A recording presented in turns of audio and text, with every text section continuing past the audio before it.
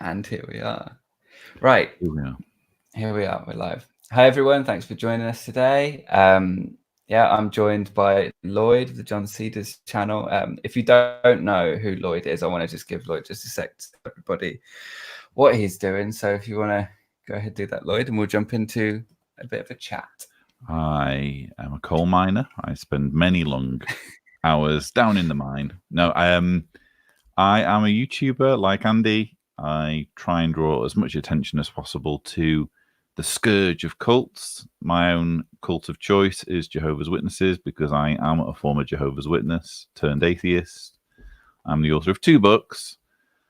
The Reluctant Apostate, Leaving Jehovah's Witnesses Comes at a Price, and How to Escape from Jehovah's Witnesses. I run the John Cedars YouTube channel, and yeah, that's mostly it.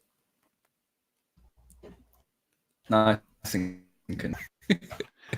Yeah, I feel I hit all the main points. I've got someone coaxing me off camera with some cards, like, mention the book, and hopefully I smile. Yeah. Display human emotion, all those really important points to hit. Yeah. Exactly. So if anyone hasn't watched one of these little casual chat things before, it's really I have a question. Chill. Okay. You're saving that for now. On your thumbnail, there's a picture of a murky forest. Yes. When was this picture taken, and under what circumstances, and did anyone die? So there was, what you can't see is just behind where the camera was, there's these cages. I'm not going to say what's in the cages. I'll just leave that to the imagination. Okay. But yeah, and then behind the trees, plantation, AK-47s and all the rest of it. Yeah. It looks like it was, kind of a nice day, and then it was kind of ideal. There's an unspoken horror, I think, in that. I mean, yeah, you got to capture that, haven't you? I mean, we're talking about cults here. Exactly. What you see isn't what you get at the end of the day. And I am part of the anti-cult cult, so. Of course, aren't we all? Yeah, aren't we all? So I'm not gonna sit and read stuff out of the chat for the whole time because I find it distracting. I'm going to focus on the chat at the end. We're going to go through any questions anybody's got. But I did just see Shirley. Anyone who says Lloyd is the best or love Lloyd, that they are paid. So I'm just putting that out there. I'm owning that straight away. I need to kind of make it look like I'm popular. So well done, Shirley. Well done, Kim, but we're not fooling anyone at this point. Shirley did ask where you've been. Where been? What you mean, just like in the last half an hour? Today? Well, I went up and had my dinner before, cheese and biscuits, in case you're interested. And a dinner? I might have used what you Americans call the restroom. I do have that for dinner, sometimes. If I've been satiated at lunchtime, I'll go for something a bit lighter for my dinner. And Wallace and Gromit image I'm getting of your life. Yeah, thank you. I do have a lot in common in that regard with the plasticine character. Gave Jessica a nice big hug. She randomly assaulted me by punching me in the face. And I decided that was my cue to come down to the bunker and wait a while to go on the live stream. That's rough. Those were roughly my movements within the last half hour. Thank you for wanting that kind of detail about my life. Shirley has clarified Texas. Texas. Well, Texas was last month. Come on, Shirley, keep up. Yeah. I mean, good grief. I've been back from Texas for ages now.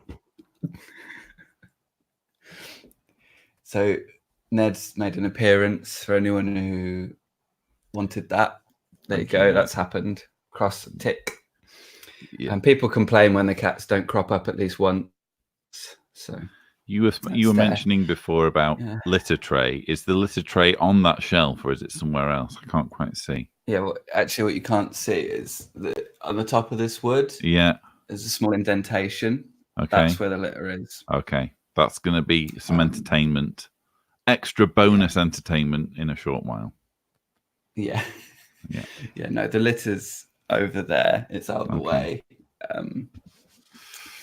But yeah, so I was actually going to ask you just before we went live, but as you said, let's save it, because we did have probably the best part of our conversation today is people aren't going to see it because we've had it already. But so it's probably a bit of a heavy question to start off with, but I find that having come out of a cult situation, although it's a different kind too, as we were saying, it's an online kind of thing, coming into a community of people who are very lovely, in the skeptics and the atheists here on Twitter and on YouTube and stuff, have you found that you are kind of apprehensive with regards to opening, to trusting those people, to being like, because obviously when you're in a cult, the family, the warmth is not always real. It's very conditional. How have you found that? Have you been all right with it? I've been a bit like, in the back of my head, there's like, oh no, it's not real. These people aren't really nice people. But then you have to shut that up because actually it turns out they're decent people. And I don't think I've had quite that level of insecurity.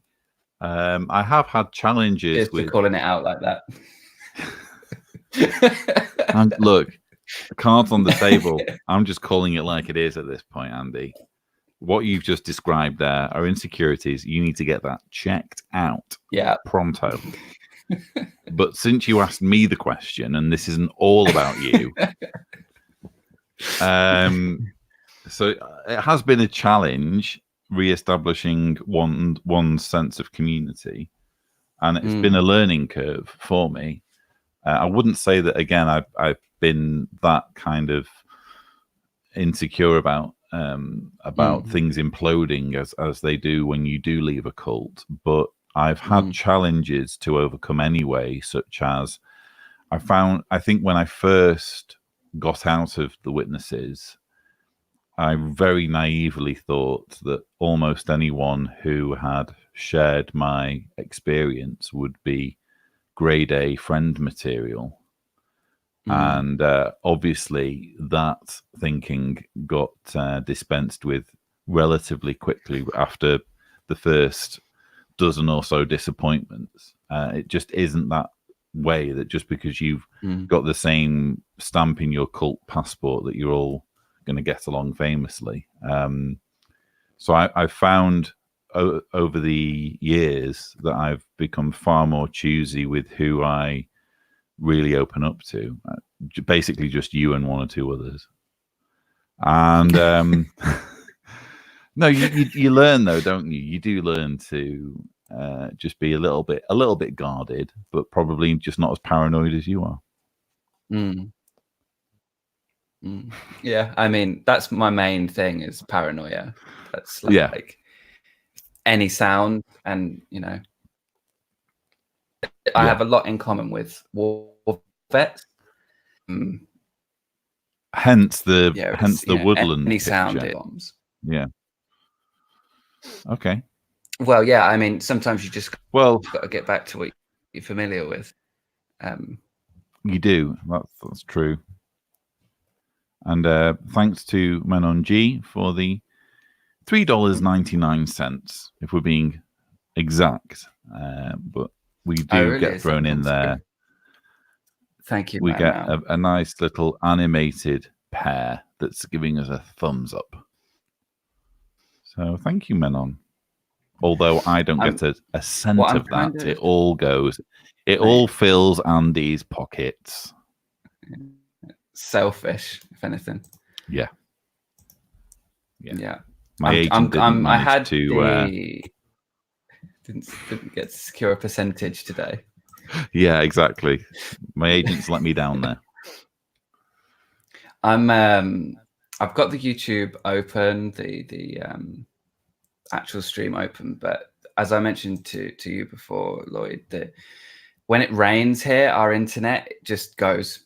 So I'm hoping that I'm not breaking up too much, and having the stream open well, so I can see super chats, is literal streams are not conducive with live streams. Is that what you're saying? Live streams. That's what I'm saying. Yeah. Yeah. Which is interesting because in the New Age, you know, words and etymology, and if you break a word down, what be all and end all. You know, if you say believe, that's, you know, it's because you don't know, and there's the word lie in believe, and therefore you believe a lie unless you know. And so what we can take from that is, yeah, literal streams, live streams. It's important that the words are similar. So I wanted to ask you a question here. First question: how long have you been doing this now? Because I know that you've been on YouTube for a while. Where did that start, and how long have you been doing this now? My first YouTube videos went up in 2012. In terms of my activism, that started maybe a year earlier in 2011. In fact, the JW survey, the website, was founded in October 2011. And to begin with my activism, I wasn't a YouTuber, I was just a writer. I'd write blog articles and I'd contribute towards forums and that sort of thing. And in the back of my head, because bear in mind at the time I was kind of an undercover JW, and if I'd revealed my identity, there were all sorts of repercussions with my family. So I couldn't have gone on YouTube anyway at that point, but I did think in the back of my head, I wouldn't mind, you know, when the day comes, seeing, you know, trying my hand at that whole YouTube thing. And then in 2012, the following year, there was a big lawsuit affecting Jehovah's Witnesses. Candace Conti won a big victory against Watchtower because Watchtower had helped facilitate her abuse. And so I was blogging about it. And the guy who helped set up my website said, oh, Lloyd, there aren't that many videos on YouTube about the Candace Conti story. You're good at making videos, because I'd made like 1 or 2 attempts at videos. And he said, you should do a YouTube video. So I did a YouTube video, but it wasn't appearing. I didn't appear on it. I wrote a script, and I got a lady who had a really lovely voice to read the script, and I put it to a montage. And that was one of my earliest videos, if not the earliest video. And then I did a few extra videos like that, most of which aren't on the channel anymore because I had to take them down over copyright issues. And then in November, for various reasons, mostly involving the fact that we wanted to give our then unborn child a fresh start, my wife and I decided that we were going to disassociate from the religion. And I thought, right, well, since we're disassociating anyway, I'm going to show myself on camera. And within a few weeks, I'd got hauled in front of a judicial committee and disassociated. They moved quick, didn't they? They found me quickly. No repercussions at all for whoever it was that found me for watching YouTube, for watching apostate content, but lots of repercussions for yours truly. And so, yeah, that was the start of my vlogging in November 2013. And I still cringe when I watch those early videos because I like to think that I've kind of moved on a bit since then. But hey, it's all part of our journey, isn't it?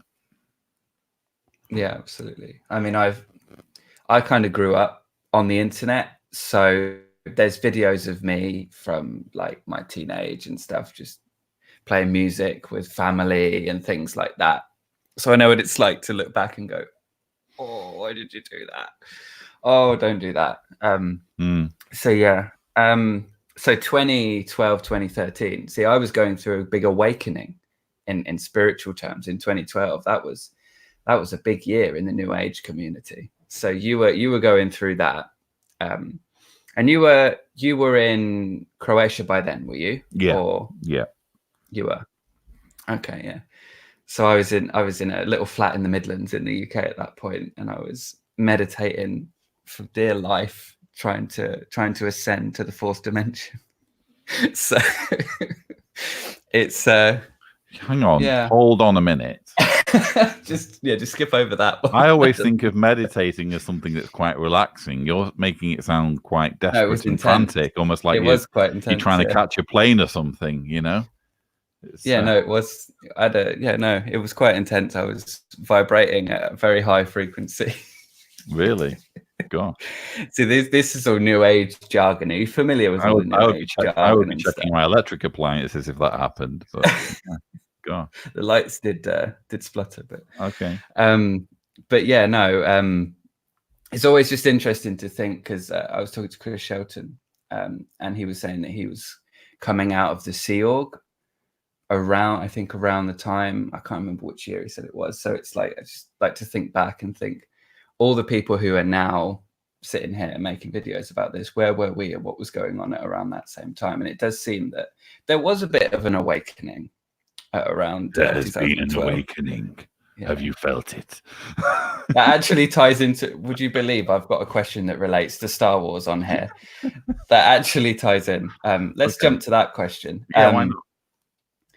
It does seem to me, and it may just be false consensus, but a lot of ex-cult members are into Star Wars. I've noticed that. And I know a lot of people are into Star Wars, but I wonder if there's anything since you left the organization, since you kind of got yourself back. I've got hair in my mouth. Carry on. Perfect. Pride of place. Yeah. I wonder if there's anything that, since you left the organization, maybe it's Star Wars, maybe it's something else, but has become a part of your life, become a part of who you are now that you've got yourself back, as it were. I get asked occasionally why all the Star Wars references, and really it's because if I'm thinking back to my childhood was pretty much dominated by the religion that I just happened to have been born into, a religion that shaped my thinking and shaped my development in all sorts of profound ways. And if you think about it, it was fairly traumatic in many ways, because I would be going to school every day surrounded by classmates who I was convinced were going to die very soon. So how on earth are you going to make genuine friends or have a healthy view of people when you're thinking these people deserve to die if Armageddon comes tomorrow? I'm the lucky one.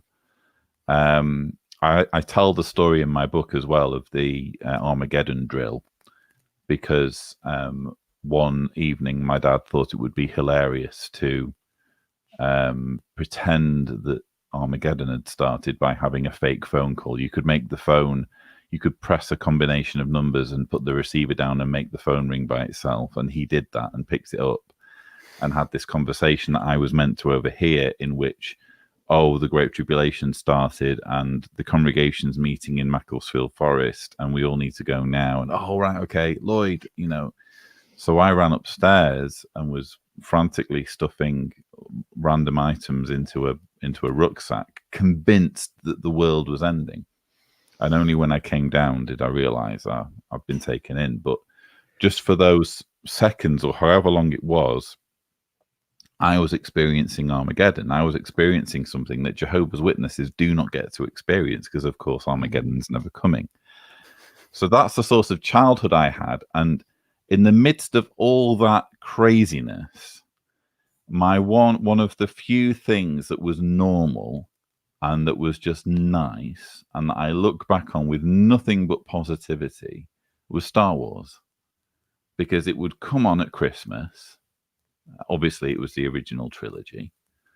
These films would come on at Christmas, and on our little kind of TV, I often think back to the TV that we had, that most kids my age, most people had when they were my age. Tiny, tiny little thing. How did we even see any of the detail on it? But anyway, on this little tiny TV, there were these incredible spectacles unfolding in space with these incredible ships and this story of good and evil. And I was absolutely captivated by it. And And I've heard from other kids who grew up as witnesses who were banned from Star Wars, but fortunately that didn't apply in our family. I think it's a different experience depending on who your parents were or what part of the world you come from. But in my own situation, we were allowed Star Wars. I was allowed to enjoy Star Wars. I had a Millennium Falcon toy, a whole bunch of characters, and just loved it. Loved playing with the toys. Loved the shows, and so now, especially with the kind of the new movies and everything, it's just an opportunity to connect with something that was pure and something that was nice from my past, and you know, giving like an extra dimension to really who I am as a person, which is something meaningful from my past that wasn't cult related. So that's as best as I can describe it. No, it's nice. It's cool. I think that, you know, I've got family who are Jehovah's Witnesses, and I think that you're definitely very fortunate to have had that. You know, obviously you know better than anyone with the work that you do that not everyone is that fortunate. Like, I know in my family they have a rule: they don't watch anything that has anything in it that they wouldn't do themselves. So there's all of this like nature documentaries. Yeah, those are allowed. I don't know if Bill Oddie's quite on the list because he does. Bill Oddie. I've never heard of Bill Oddie being banned. Good grief. Well, I don't know, because he does like to watch the insects and the animals going at it, doesn't he? Oh, you're thinking of the whole evolution thing. No, we were allowed to watch like David Attenborough and what have you, but it was always a case of whenever evolution was mentioned, it was like a roll of the eyes and oh, if only he knew sort of thing. We know better than David Attenborough does. Yeah, but that's the subtler way that that attitude comes across, isn't it?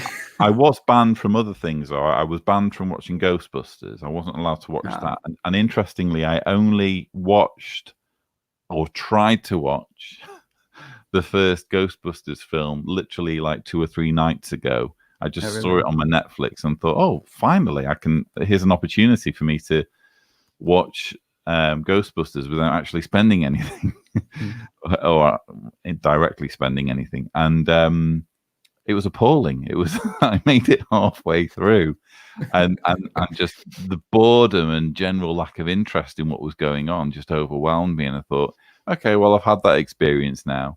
But I'm sure if I'd seen it as like a 6, 7, 8-year-old, I would have been transfixed. I would have been, wow, this is amazing. But just as a 40-year-old, you know, the age has not been kind to that particular film. But but I'm sure as a kid, I would have enjoyed it. So I think of in my family, as I say, there's Jehovah's Witnesses. I actually mentioned this to Chris. My voice went weird. This is my second an emotional subject, I know. It is emotional, yeah.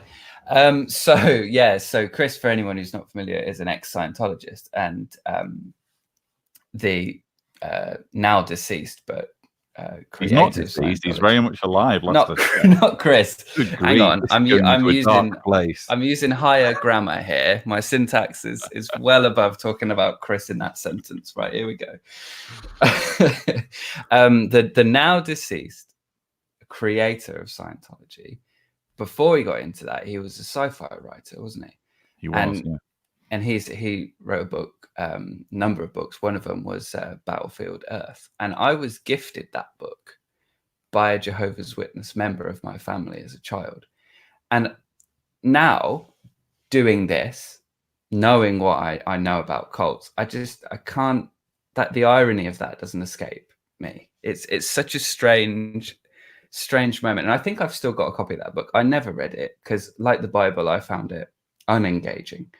And so, yeah, I always like to share that little anecdote. I think it's kind of strange, kind of a cult crossover anecdote. It is, yeah. It's like, yeah, like what you want when you think of Marvel and DC crossing over. It's kind of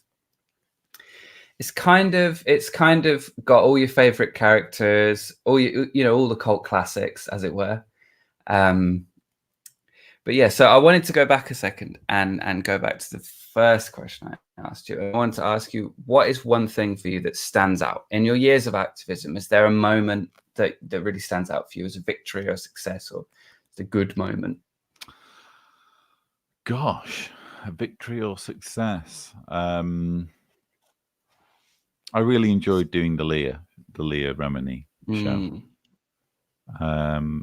That was a very surreal experience. And bear in mind that when I was a JW, one of my jobs was to work in the chairman's office at conventions and ferry speakers to the platform. And I was told that this was an immense honor, literally just showing speakers to the platform so that they didn't get lost, so that the chairman could be sure that they'd made it okay. And that was my job, and that was an immense honor.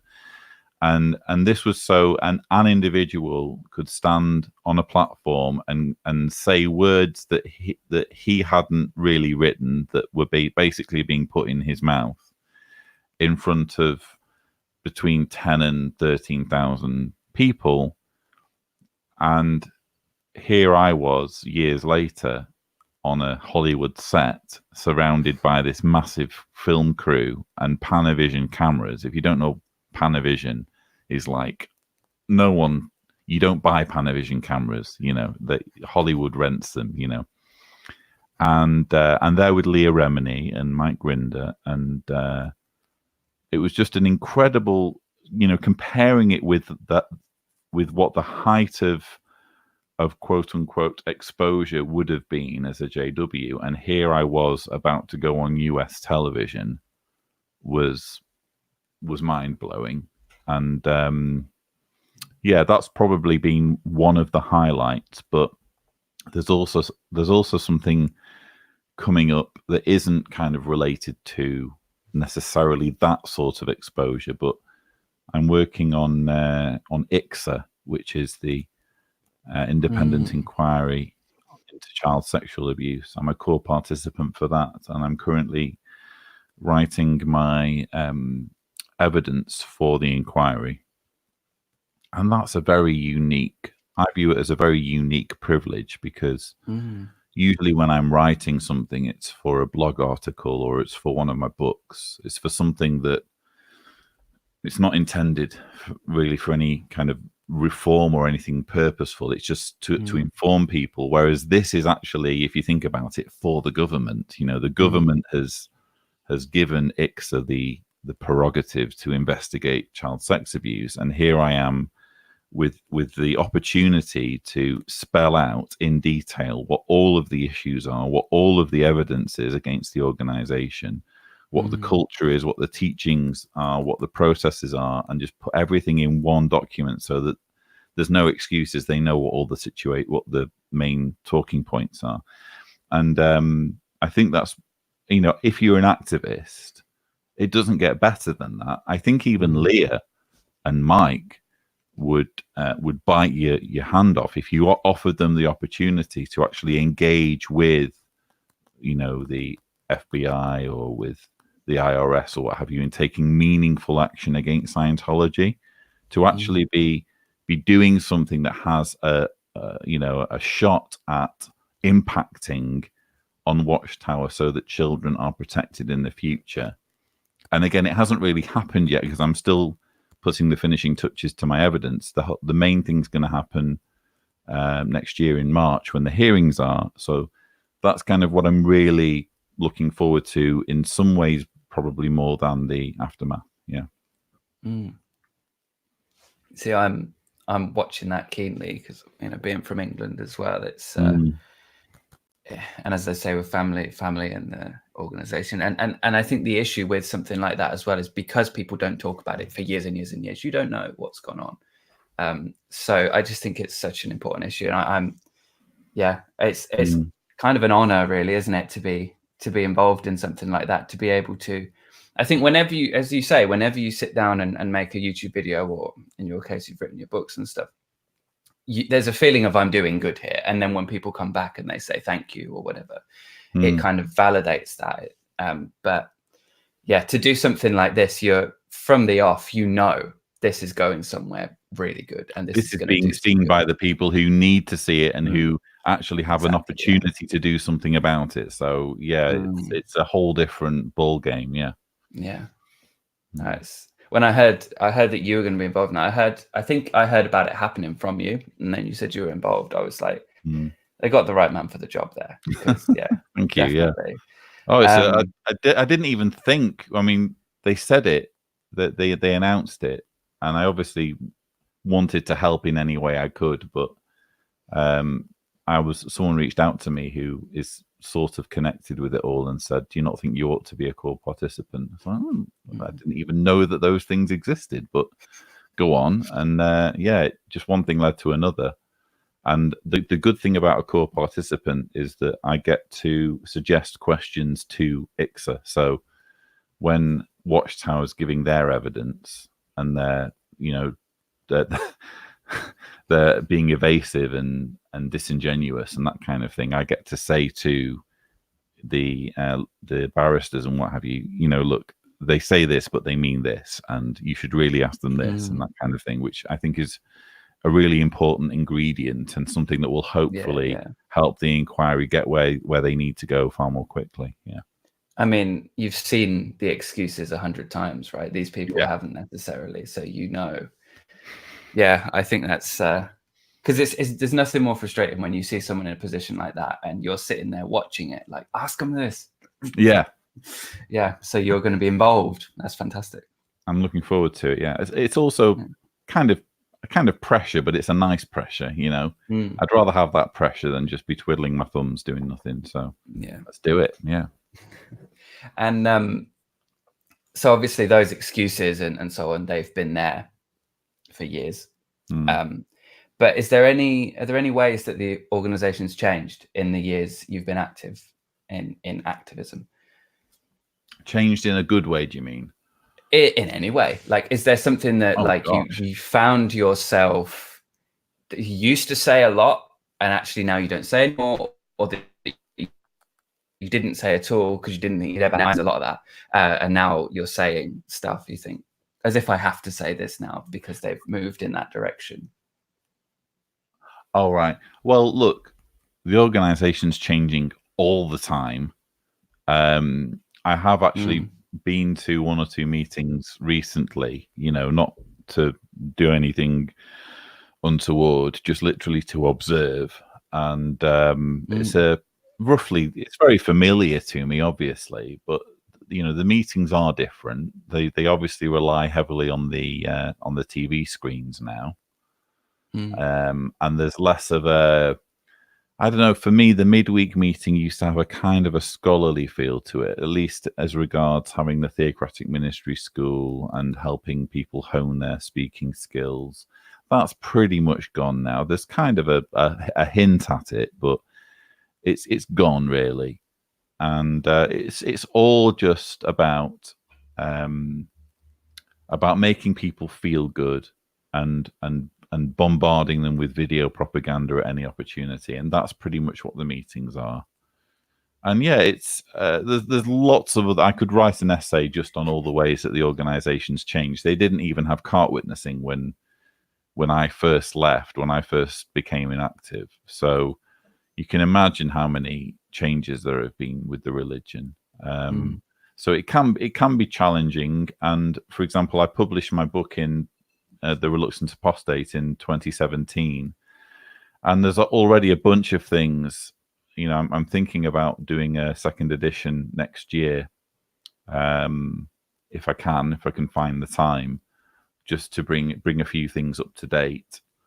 But it's like anything, you're dealing with a moving target, and they will obviously say, of course, oh yes, well, the light keeps getting brighter, and isn't it wonderful to be involved in God's fast-moving chariot-like organization and all this nonsense. It's purely because it's man-made, and because a man-made organization has to change or it becomes irrelevant. So yeah, definitely lots of changes. The weird little ways they talk, isn't it wonderful? Wait, that's like, I've got to find it. It's peculiar because all the cults have their own little kind of things. I noticed actually, my family who will have watched these JW broadcasting episodes ad nauseum, I noticed their mannerisms modeling the mannerisms of the oh no, seriously, so they're copying the way they talk on the broadcasting. Yeah, and even like movements, physical movements. So one of my family members, you know, Stephen Lett does this when he talks. You see that? Oh no. So she does that. And I was watching the one, I think your last JW broadcasting rebuttal, and I think it's Garrett Loesch that sitting there with his hands like that, and the way that he's moving his hands. It's the same. I see it. It's how peculiar. Exciting. Yeah, you're really selling it for us there, Garrett. Yeah. But gosh, well, I can't think of anything more. Isn't it, that modeling? And what's odd for me as well, Andy, is that, you know, when you do grow up as a witness in the UK, you're aware of the fact that because we had sort of videos when we were younger, but they were nothing like they are now. And we also had the audio dramas at the conventions, and the videos and the audio dramas were this kind of over the top, kind of melodramatic American accent that we all sort of made fun of, you know, when we were joking with our friends at how silly the dramas were. And if those dramas had been in an English accent, they would have been more believable. But we all kind of laughed at them because they just weren't relatable at all to us. But so I fully expected when JW Broadcasting came out for British witnesses to kind of recoil at just how unengaging and uncompelling it was. It's bad enough if you're American, but if you're British and you're already struggling with that kind of bug in your ear with the melodramatic American accent, then it's even harder to take it seriously. But I've spoken to, you know, PIMO witnesses and what have you, and the feedback I get is always, oh, they love it. The brothers and sisters really love it. Baffling. Same thing with your parents, and I can't understand it. It's chilling in a way to think that if I was still a witness, I might be loving it too, you know? And I can sort of imagine finding the personal testimonies engaging, because it's a great way of indoctrinating someone if you can just turn on the tears and turn on the heartache and, oh, here's a personal story and look how it's affected them. And that sort of thing is always going to be compelling at some level. But then it's kind of punctuated by these dreadful monologues to camera with this ridiculous stock image to show us something that we can easily grasp without having this stock image thrown at us of someone looking, you know, pensively into camera 3. It's just ridiculous, and so I don't understand. It sends a chill down my spine to think that I could have enjoyed this and found it interesting. Yeah, I hear the same. And to clarify, it's not my parents, although one of them grew up in it and left, and then had me like 2 years later. So I've never been. I didn't grow up in it myself. Okay. But it's yeah, it is baffling because I talked to them about it, the ones that are still in it, and I mentioned the broadcasting, and I said, you know, what do you think? Because obviously I'm thinking this is awful, like this on so many levels, in so many ways. This is awful, both for the funny reasons and for the dreadful reasons. And they're like, oh, aren't they wonderful? They're so like this, and it's like, how are you getting that? Are we watching the same thing here? Are we? Yeah. Remarkable. But it's one of those things where you kind of don't have a choice but to like it. And when you don't have a choice but to like it, you find reasons to like it. And you mentally block out all of the reasons why you really, really hate it and just focus on the things that you like about it. So they'll probably, if I was still a JW, I'd probably be watching, let's say, an episode hosted by Stephen Lett, and just trying really, really hard to focus on what he's actually saying rather than the outrageous way in which he's saying it, and just trying to find the good points and kind of mentally filtering out everything else, you know. Yeah. Human brain's remarkable in that way, isn't it? I did a video recently on cognitive dissonance, interviewed an expert on it, Kaplan, and he really broke down perfectly the fact that cognitive dissonance is a survival mechanism that we all have and we all need, you know, because if you think about it, if we could all just immediately convince someone by presenting them with a piece of information that contradicts what we previously believed, then we'd basically be easily programmable, wouldn't we? We'd be running around having conversations with each other and changing our minds from one day to the next. It's not sustainable for us to have that level of fluctuation in what our beliefs are. We need to have some kind of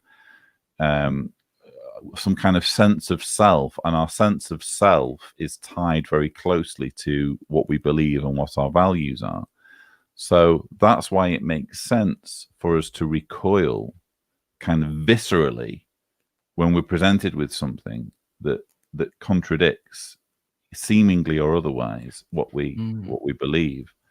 It's just that this cognitive dissonance, even though it has a utility to it, it can go out of control in cases like cults, so that it's the discomfort is nullified to such a degree that you can go along with outrageous stuff and be looking at how nonsensical it is square in the face and not be connecting the dots.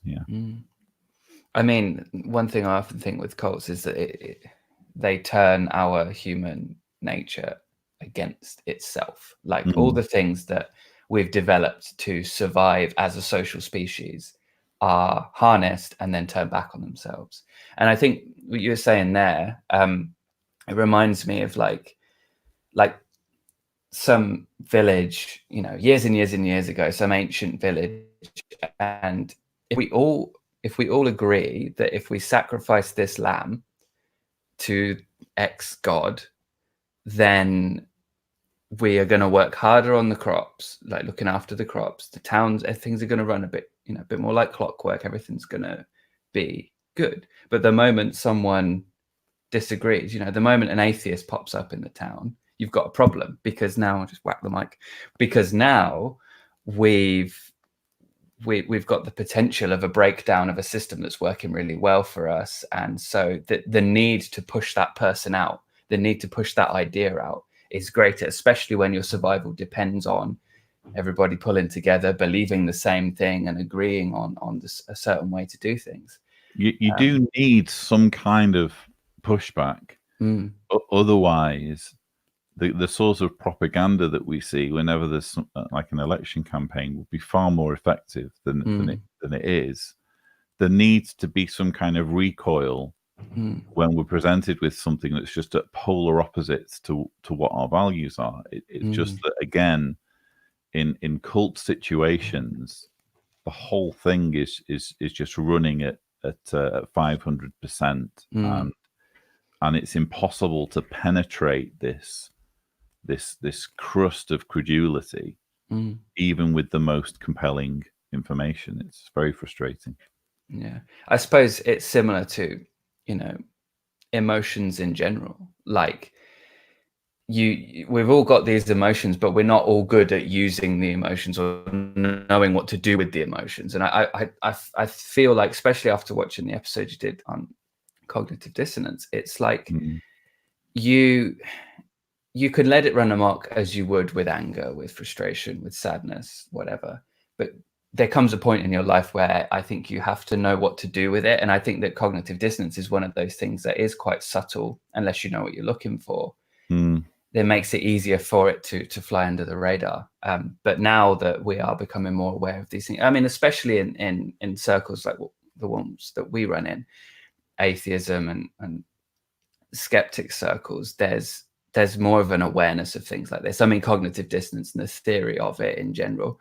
I'm not sure there is, though. Because the thing is that, as far as I'm concerned, there's the atheist quote unquote community, and for my own reasons, I really don't like the word community. But there's the atheist community. Yeah, no, I can appreciate that. And then there's like a subset of that actually deals with cults, but understands that's a good point. How cults work. You can be an atheist and not have a clue how people get ropes into cults, and I think that makes it easier to be more dispassionate and more condescending towards people in that situation. Whereas if you have actually been led along by a cult yourself for whatever reason, you're able to, I think, kind of bridge the divide a little bit more easily. Yeah, no, that's a good point, and it's probably an important distinction to make, especially considering the theory of cognitive dissonance obviously found its roots with cults. Festinger's look into the UFO cult that he was researching, it's tied to the darker side of our social nature, I think, whether we like it or not, and I think it is really important for us to be aware of. I mean, what you say there is dead on. I mean, the amount of comments you get on YouTube, or like recently having debates with people on Twitter and things like that, if you can call them debates, there's really a piece missing when it comes to how to have a dialogue without putting someone's back up, without making someone spike ego-wise. And I feel like it's so important. And yeah, definitely people who are aware of cults are more sensitive to that. I don't pretend to be an expert. I am by far not the most diplomatic person, that you'll ever meet. I know how to rub people up the wrong way and say thoughtless things. But I think that, especially on Twitter, it's very, very easy to resort to tribalism and view someone, to just kind of pigeonhole someone according to what you perceive their thinking to be, rather than engaging with them on a human level and understanding that this is a person who may have a calibration, whose version of reality may be calibrated very differently to yours, but whose fundamental desires are to live in a better world, to live in a more agreeable world that is better for the majority. They just have a different way of getting there that could be wrong, but ultimately they're well-meaning. And it's a shame that there isn't more of a willingness to think along those lines when you see these debates unfurl. Yeah. I mean, it comes down to what you want from it, really, doesn't it? Like, do you want to be right here, or do you want to convince the other person that you're right, or do you want to actually discover what the truth might be, if there is any truth to be found here?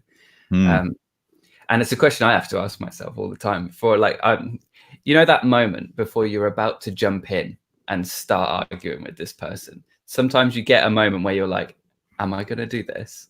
Am I going to bother?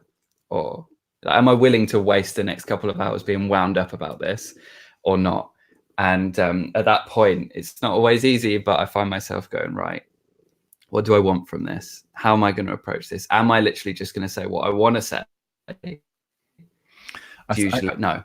I suppose my outlook is, I suppose in a way you could almost describe my outlook as smug, because I approach those kinds of encounters with a great deal of security that especially if I'm dealing with someone who's, let's say, a Jehovah's Witness or someone who's in a cult, I'm not in any way insecure about my own position.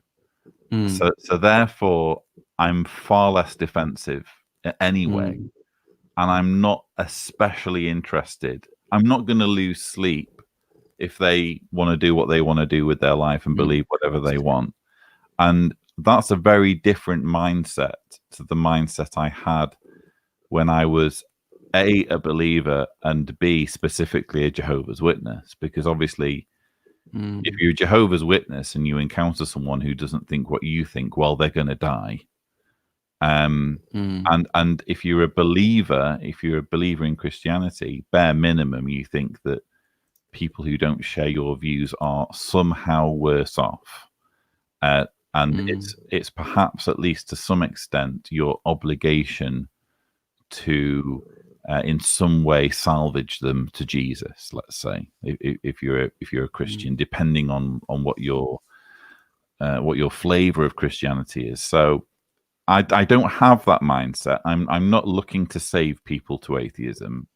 It works for me. It won't necessarily work for other people, and I'm not going to lose a wink of sleep if someone talks to me and decides they still want to be a believer. And I think that kind of relaxed attitude benefits me in the whole tone with which I take when I'm speaking to someone like Alex, for example, who debated me on the channel. I'm obviously going to push back if he says something that's just silly, but I'm not especially interested in convincing him. Or at least I'm not as interested in convincing him as he is in convincing me. I mean, first of all, where did that wet droplet come from? Are you dribbling? Are you dribbling on me? I'm not dribbling. Can you hear the cat, by the way? It's the purr coming through. I may be 40, but I'm not quite at that point yet. At dribbling point. Maybe when I'm asleep, but you know. But I'm more or less the same. I describe myself as a soft atheist. Like, I'm not, like, I don't think I've gained much if I've come out of the New Age spirituality point of view and come out of a cult and ended up an atheist and am still still have the need to have people think the same way that I do. I feel like I want to leave that behind in the cult. I know that it's quite a natural thing, and it's something you do have to fight sometimes, like, because you do get into certain conversations where you're just like, oh, just listen to me. But like, generally, I think I do try and keep myself on that line. But I don't have the need, anywhere near the need, like what you're saying there. You can go now. Thank you for your service. I don't have anywhere near the need that I used to have as a cult member to proselytize and to have people think the way that I do. Yeah, I mean, frankly, I've said it many times. I don't want to live in a universe where I'm surrounded by clones of myself. No, of course not. I'm not entirely convinced that I want to live in a universe where everyone's religious, because I'm with you there. Well, sorry, where everyone's not religious. Because one thing we touched on in my conversation with Jonas Kaplan is that there may very well be, and we still don't know enough about this yet, but there may very well be kind of biological markers, that would lean someone towards religiosity or towards a certain political bent. And that would explain a lot in my mind, because as my brief experience in life, again, I'm relatively young still, is that people tend to be religious no matter what you tell them. And that indicates to me that it's in their biology to interpret the world around them in that way. So if I were to insist on everybody being atheist, it would infer in my mind that I'd be changing people's biology, which is a very dangerous area to get into. I'd rather we find ways of coexisting irrespective of profound disagreements. I think that's what we're struggling with as a species at the moment, is just learning to live, having people with very, very different political ideas and very, very different ideas about religion kind of coexisting amicably. That's where we need to get to.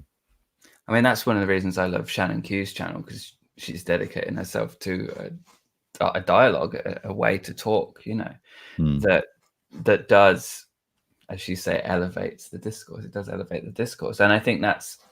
I mean, we're not living in a village worrying about whether we've pleased the gods anymore. Like, we've managed to then create a society where we don't all have to agree on everything, and yet still things do turn over fine. You know, the sun's still in the sky, and the planet's still going round, and things are all right. Like, if we can just get this bit down, and I do have a little bit of existential dread, though, when it comes to the future of the species, because I mean, you can say, how can you not in at this point with exactly. climate change and political definitely situation being what I it mean, is. if we were having this conversation, 100 years ago, when the world's population was dramatically less than it is now,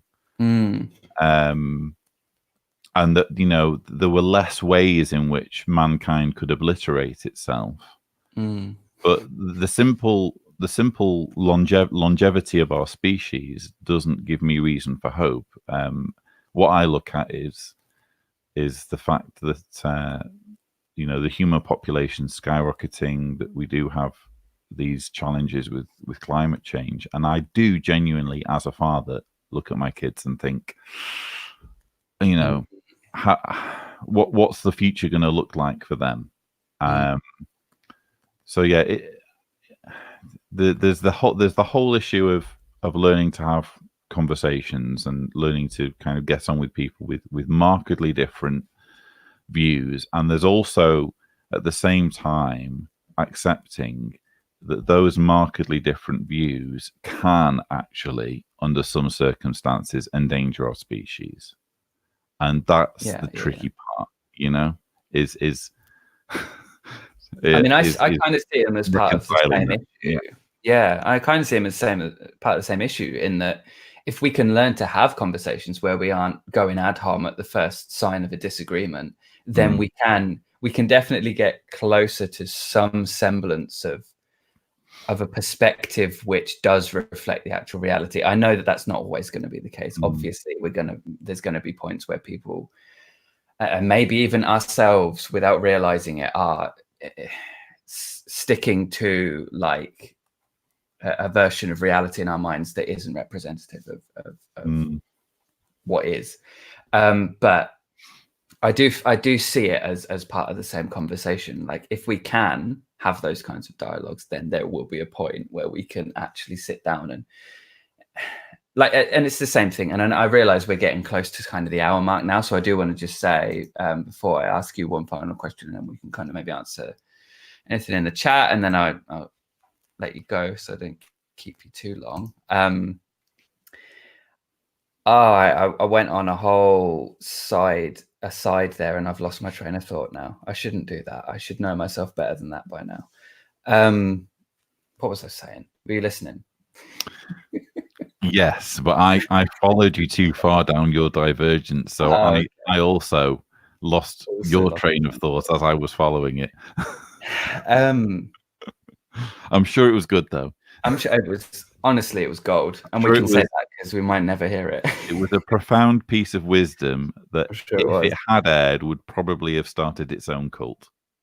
I've got it. Maybe we'll see. I think with cults, that's the thing, isn't it?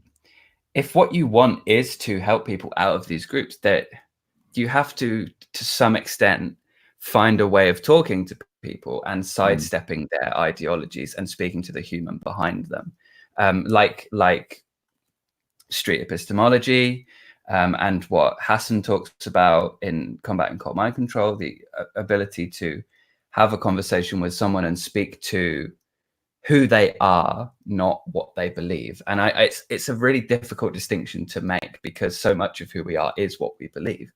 But yeah, we're just getting into the flow of a conversation, and we're coming to the end. So I've promised this point here, and I've kind of hinted at it on Twitter before, but do you find yourself singing Red Hot Chili Peppers Can't Stop when you hum or sing your channel? That was literally the first time I made the connection when you said that. I've not even thought of that before.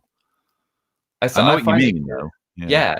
Like I listen to the music and it's Because with the Red Hot Chili Peppers, it's more with Red Hot Chili Peppers, it's more of a dun dun dun dun dun dun dun dun dun. You've got the slap bass. You don't really have slap bass in Not Forever. It's more of like a drifting, dreamy thing. Yeah, absolutely. And that song, because I was looking for some new intro music, and I was on Epidemic Sound, shout out for them, and literally just went on the most recent music that they'd uploaded, and that one just came out of nowhere, and literally within a few seconds I said, that's it, that's the one. And without even hearing the lyrics. And if you hear the lyrics are also, I wouldn't say that they're hand in glove with the cult issues, but they are evocative of the cult struggle at the very least. So yeah, it's a beautiful song, Not Forever by Martin Smith. The chorus in particular, it hits it. Like the verse is like, as you say, it kind of, it's evocative of. Sorry, not Martin Smith, Martin Hall. I thought that sounds wrong, but yeah, sorry, go on. Yeah, I feel that chorus, and I don't know whether it's just me personally or whether it is related to the cult thing, and obviously being around it my whole life with witnesses, and then other family members getting into MLMs and things like that. I kind of have been around cults my whole life, and when I hear the lyrics in that song, when I first heard it on your channel, it brought a tear to my eye, because I was like, there's something about it's not forever. I don't know. It's just, it gets me. It's brilliant. It's basically for me, it's acknowledging the end of a journey and the beginning of a new one. And I think lots of people I hope that lots of people who encounter my channel are in that process. And yes, we're no longer getting life everlasting, but we're getting finally life, and that's what it's all about for me, Absolutely, yeah. So I did see one question come through, and as I said, I don't want to keep you too long. It was actually from one of your plants. All right, one of my paid fans. Yeah. Okay. As opposed to the echinacea. It says, Lloyd, which of your videos is the best one to show to wake someone up from Watchtower? Shirley. Hello, Shirley. The best one to wake someone from Watchtower? That's a good question. You know what? I'm going to go with the easy answer, and that's the one that's had 1 million views. Because, and that's the one that I obviously, because it's got so many views, I get lots of comments on it from JWs who are in outrage that someone is saying unkind things about their religion. But if you actually watch it, every word that I say is true. For the most controversial point that I make, which is that Jehovah's Witnesses believe that everyone who doesn't agree with them deserves to die, I bring on a governing body member who is telling witnesses that they're blood guilty if they don't preach. And I also say at the end that if you do know a Jehovah's Witness, be sure to treat them with kindness, and compassion. And that's, for me, the opposite of what most witnesses would expect an apostate to say. So I suppose just from the point of view of maybe giving them a unique perspective and this is maybe a different way of looking at my religion, I'd probably want them to see that one. Yeah, I think it does surprise people when, like, because I saw Sarah Landry, I was on Twitter the other day, she was saying someone was saying, oh, you're trying to convert people to Christianity, and she's like, no, stay Hindu. Like, if that's what you want, stay Hindu, because it's like I don't want it to change anyone's beliefs. I want to help them out of a destructive situation. Like, that's the really important bit, isn't it? Yeah, I get as well. I've got like a stock response now for JWs, and when they say, why are you being so hateful? Why can't you just tolerate other religions? Why are you hating on us? And I say, I don't hate Jehovah's Witnesses, thank you.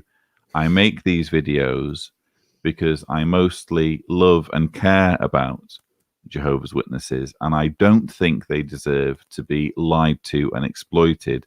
I'm sorry that you feel differently. So just throw it back at them. I have a thing with the hate as well. You're just hating because that's the word that my former cult leader has for basically apostates is haters. And I'm just like, if you think that there's hate in my videos, you need to watch them again. Yeah, it's not hate. It's not hate. It's very much about love and caring about people and wanting to help people. So yeah. So I want to say a massive thank you, Lloyd, for joining me for this, for being here with me.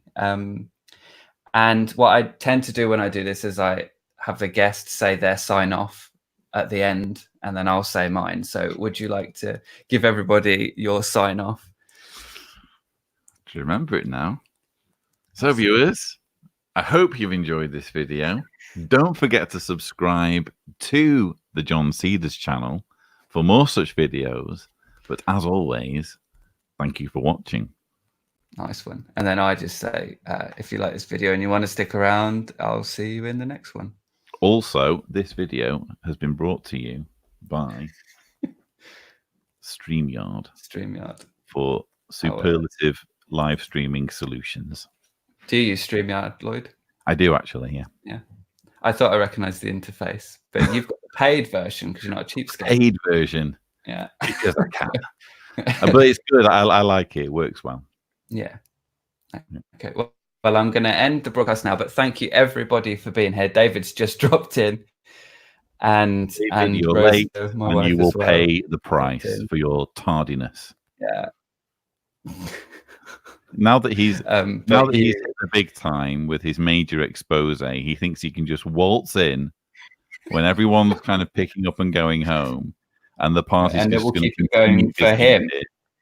Arrogance. Not how it works, Wally. Not how it works. But yeah, thank you everyone for being here. Really appreciate that, and thank you Manau as well for the super chat that you sent earlier. In Valhalla, apparently David says in Valhalla. I don't know what that's. Anyway. Losing it. Yeah. But yeah, thank you everyone for being here. I'm going to end the broadcast now. Thank you, and I'll see you in the next one.